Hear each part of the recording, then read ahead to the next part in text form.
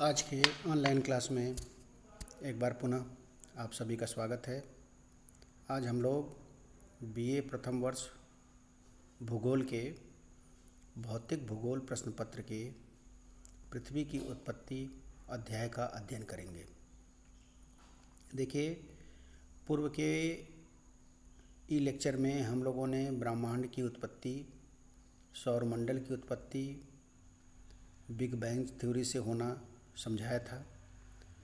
आज हम लोग पृथ्वी की उत्पत्ति से संबंधित व्याख्या का अध्ययन करेंगे। देखिए, जहाँ तक पृथ्वी की उत्पत्ति का संबंध है, इसमें कई विषयों का दखल है, योगदान है पृथ्वी की उत्पत्ति में। हम ये नहीं कह सकते केवल भूगोलवेत्ता ही पृथ्वी की उत्पत्ति से संबंधित अपनी व्याख्याएं दी। इसमें भूभौतिकविद, भूवैज्ञानिक, भूमि वैज्ञानिक, खगोल शास्त्री इत्यादि विद्वानों ने अपने अपने योगदान दिए हैं, जिसके आधार पर पृथ्वी की उत्पत्ति के बारे में कुछ हम लोग जान पाए।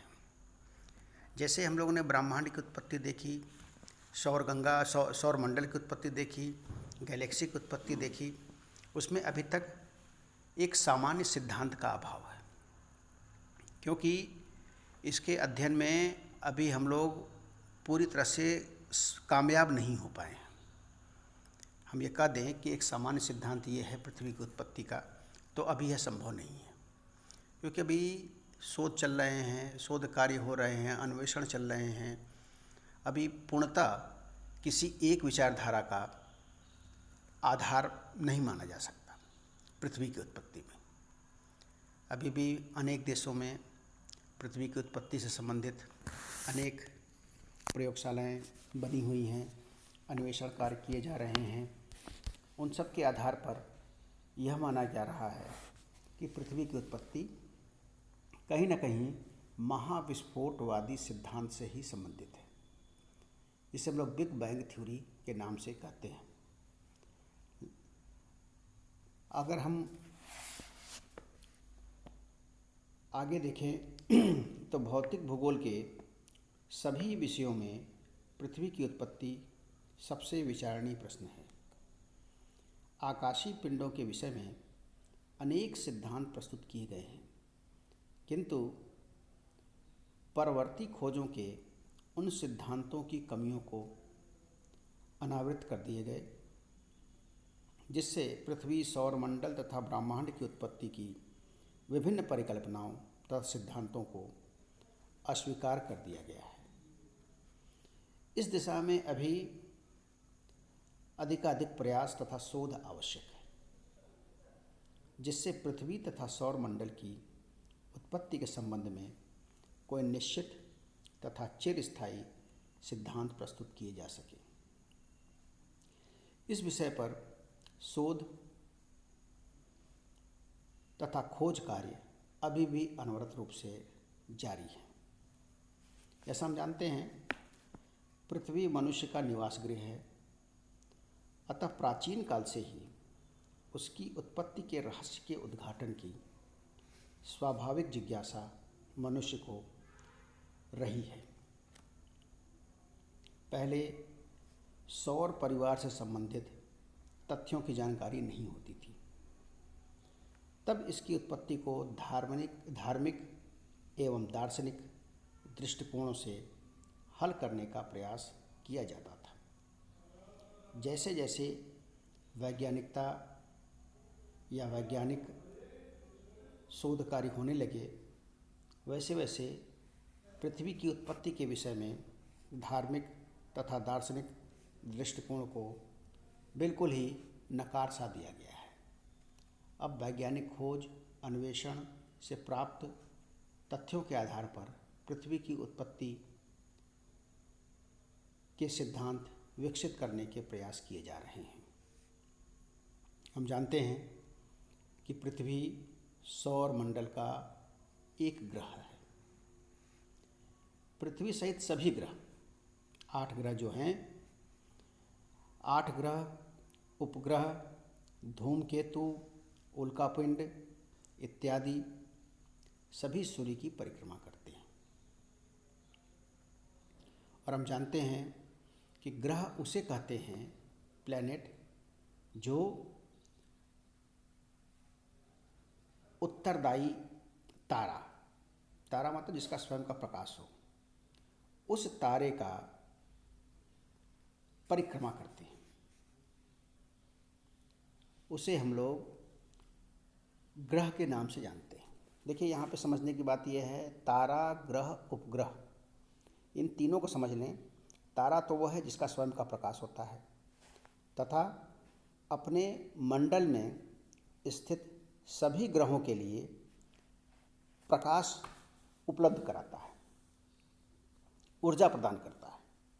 ये सूर्य है, जैसे सौरमंडल में सूर्य एक तारा है क्योंकि इसका स्वयं का प्रकाश है। और अगर हम इसके साथ साथ पृथ्वी की बात करें तो पृथ्वी ग्रह है क्योंकि ये स्वयं प्रकाशमान नहीं है, इसमें खुद ऊष्मा नहीं है, इसमें खुद प्रकाश नहीं है। ये प्रकाश अपने सूर्य से प्राप्त करती है और साथ ही साथ अपने तारे का चक्कर लगाती है और स्वयं अपने धुरी पर भी चक्कर लगाती है। तो तारे वो हैं जिनका स्वयं का प्रकाश है और ग्रह वो हैं जो कि अपने सूर्य का चक्कर लगाते हैं, अपने तारे का चक्कर लगाते हैं। और उपग्रह वो हैं जो अपने ग्रहों का चक्कर लगाते हैं। जो तीन चीज़ें हो गई, तारा, ग्रह, उपग्रह। तारा सूर्य, ग्रह पृथ्वी, उपग्रह चंद्रमा। इसको हम लोग ऐसे समझ सकते हैं। तथा पृथ्वी स्वयं भी अपनी धुरी पर घूर्णन करती है। इनके घूर्णन तथा परिक्रमण, परिक्रमण मतलब सूर्य की परिक्रमा करना, संबंधित निश्चित तथ्य हैं कुछ।